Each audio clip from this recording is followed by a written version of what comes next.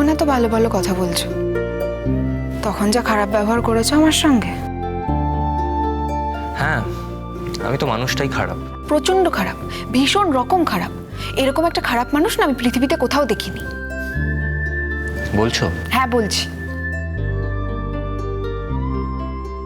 সেই জন্যই তোমার সঙ্গে মিশে থাকতে চাই।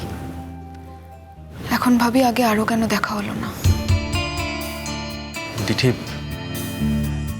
নিজের জীবনে এতটা বড় একটা ভুল করো না। ঠিক ভুলের হিসেব চুকে গেছে ঐতিহ্য। এখন আর এসব নিয়ে কথা বলে কোনো লাভ নেই। যদি সোনালীকে আর পছন্দ না হয়, এই মেয়েটাই কিন্তু যাবে তোমাদের বাড়ি। এখানে আবার সোনালীর কথা কেন উঠছে? তুমিই তো বলেছিলে ওকে বিয়ে করতে চাও। সে তো তোমাকে সরানোর জন্য। পারলে সরাতে? চেষ্টা তো করছি। কোনো লাভ নেই, চেষ্টা করে কোনো লাভ নেই। মিলিয়ে নিও আমার কথা। সে তো দেখতেই পাচ্ছি। এখন আর কি দেখছো? এখনো অনেক কিছু দেখার বাকি আছে। আচ্ছা, তোমার মা আসেননি? না, মা আজকে আসেনি। ছোটদা ভাইয়ের বিয়েটা সবে শেষ হলো তো, মায়ের উপর দিয়ে সত্যিই খুব ধকল গেছে। শরীরটাও ভালো নেই, ওই জন্য আসেনি। জানো, মা আজকে তোমার জন্য পুজো দিচ্ছে। রিয়েলি? মা জগন্নাথ দেবের কাছে তোমার নামে পুজো দিচ্ছে। আমাকে বললো যা তোরা, আমি বাড়িতে থেকে ছোটর জন্য পুজো দিই। যেন মা কিরকম অপেক্ষা করে রয়েছে। কি না, এই তোমার কথাই শুনছি। জানো ঐতিহ্য, এখন মনে হচ্ছে সেদিন যারা তোমাকে এত কথা শুনিয়েছিল তারাই আজকে উল্টো গান গাইছে। এখন মনে হলেই বা আর কি করা যাবে? আমাদের সমাজটা না এরকমই। আমাদের এই সমাজেই টিকে থাকতে হবে, আর এই সমাজের মধ্যে দাঁড়িয়ে এই সমাজের সমস্ত ভুল ভাল নিয়ম নীতিগুলোকে ভাঙতে হবে। তুমি পাশে থাকলে আমি সব পারবো ঐতিহ্য।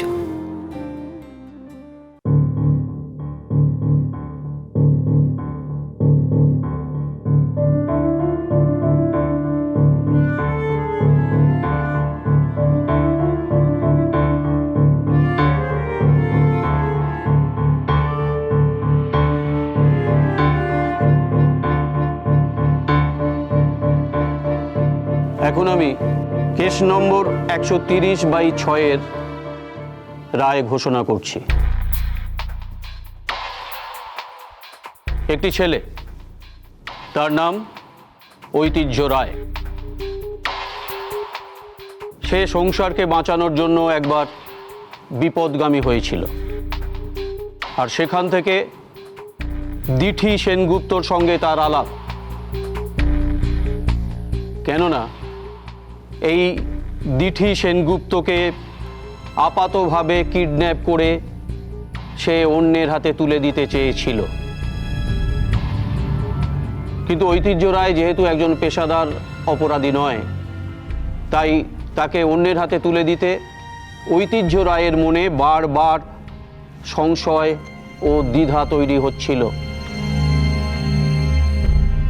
সে কিছুতেই তার মন থেকে এই কাজটা করার সায় পাচ্ছিল না। দিঠি সেনগুপ্তকে কাছ থেকে দেখে, তার পরিবারকে দেখে তার প্রতি মুগ্ধ হয়ে উঠেছিল। কিন্তু ঐতিহ্য রায়ের কাছে অন্যান্য মহলের চাপ আসায় ঐতিহ্য রায় নিজের মনের বিরুদ্ধে গিয়েও দিঠি সেনগুপ্তকে এমন কোনো মানুষের হাতে তুলে দিতে চাইছিল যে মানুষটা দিঠি সেনগুপ্তর চরম সর্বনাশ করত। তাকে বিদেশে পাচারও করে দিতে পারত সে। এরকম অবস্থায় পুলিশের তৎপরতায় ও সহযোগিতায় দিঠি সেনগুপ্ত প্রাণে বেঁচে যায়, আর ঐতিহ্য রায়ও তার নিজের মনের বিরুদ্ধে, ইচ্ছের বিরুদ্ধে যে কাজটা করতে যাচ্ছিল তার থেকে মুক্তি পায়। এই ঘটনার অভিঘাতে ঐতিহ্য রায়ের জেল হয়। আর ইতিপূর্বে দুজনের মন দুজনের প্রতি দুর্বল হয়ে পড়েছিল। দিঠি সেনগুপ্ত ঐতিহ্য রায়কে নিয়ে নতুন করে জীবন বাঁধার স্বপ্ন দেখা শুরু করতে লাগলো।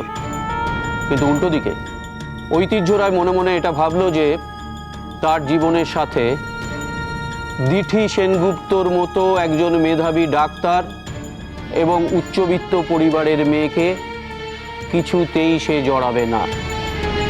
তাই দিঠি সেনগুপ্তর সাথে সে চূড়ান্ত খারাপ ব্যবহার করতে লাগলো।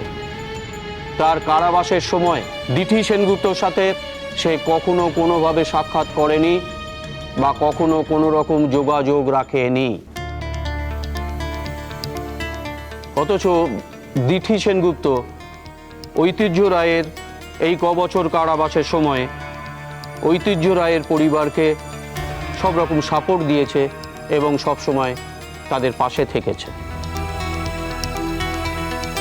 শেষ পর্যন্ত দিঠি সেনগুপ্ত খানিকটা জোর করেই শতপ্রণোদিত হয়ে ঐতিহ্য রায়ের সঙ্গে কথা বলে। এরকম অবস্থায় দিঠি সেনগুপ্তর মা শ্রীময়ী সেনগুপ্ত মিসিং হয়। তারপরের ঘটনা আমাদের সকলেরই জানা। দিঠি সেনগুপ্তর মা শ্রীময়ী সেনগুপ্তকে খুঁজে পাওয়া যায় না। যেদিন কলকাতা শহর থেকে দিঠি সেনগুপ্তর মা নিখোঁজ হন বা কিডন্যাপড হন, ঘটনাচক্রে ঐতিহ্য রায় সেদিনই কলকাতায় এসেছিল। তাই ঐতিহ্য রায়কে আবার ঘটনার অভিঘাতে জড়িয়ে যেতে হয়। সকলের সন্দেহের তীর তার দিকেই পড়ে। কিন্তু দিঠি সেনগুপ্ত এবার শক্ত হাতে হাল ধরে। দিঠি সেনগুপ্ত বিশ্বাস করে ঐতিহ্য রায় এমন কাজ করতে পারে না।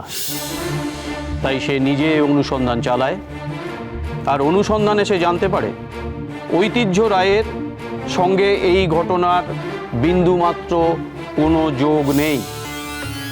কিন্তু দিঠি সেনগুপ্ত সন্দেহবশে একবার যেহেতু ঐতিহ্য রায়কে বলেছিল হয়তো সেই তার মায়ের খুনি, সেই অভিমানে ঐতিহ্য রায় প্রতিজ্ঞা করে যেমন করেই হোক সে তার মাকে খুঁজে বার করবে।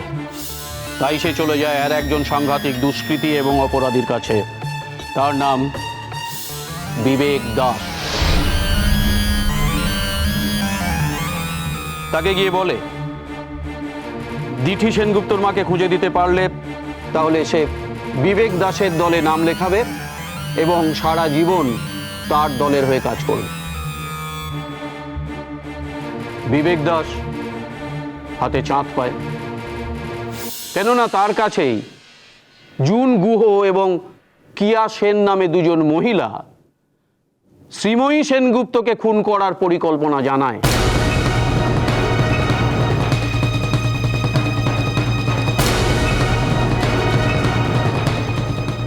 আর এই কিডন্যাপ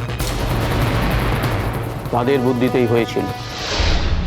যদিও কিয়া সেন পরে নিজের ভুল বুঝতে পেরে এই সংসর্গ থেকে সরে যায়। দিঠি সেনগুপ্ত ঐতিহ্য রায়কে অনুসরণ করে বিবেক দাসের কথোপকথন শোনে এবং সবটা জানতে পারে।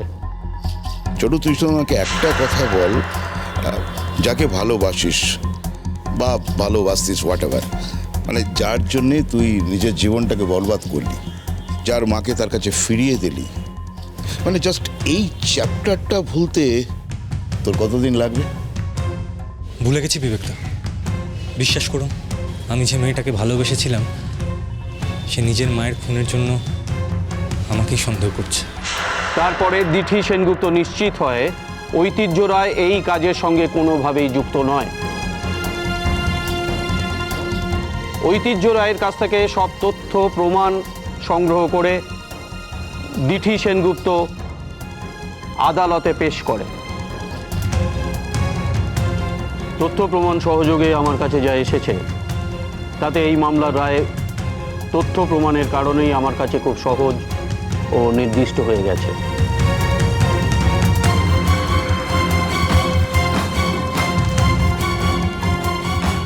আমার রায় অনুযায়ী ঐতিহ্য রায় অভিযুক্তের আওতা থেকে বেকসুর খালাস পেয়েছে।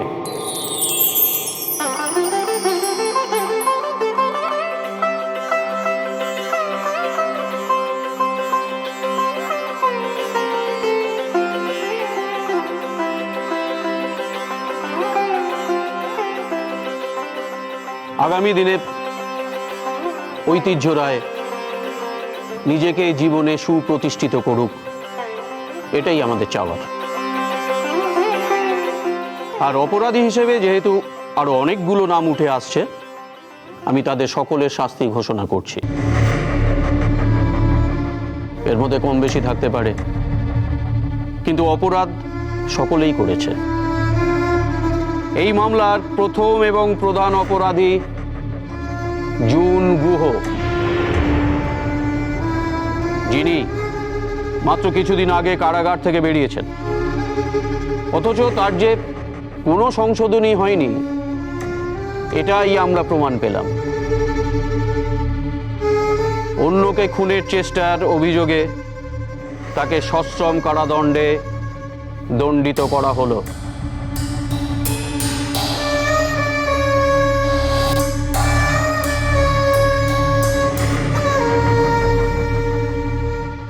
অন্যজন কিয়া সেন সঠিক প্রমাণের অভাবে এই মামলা থেকে বেকসুর খালাস পেয়ে গেল।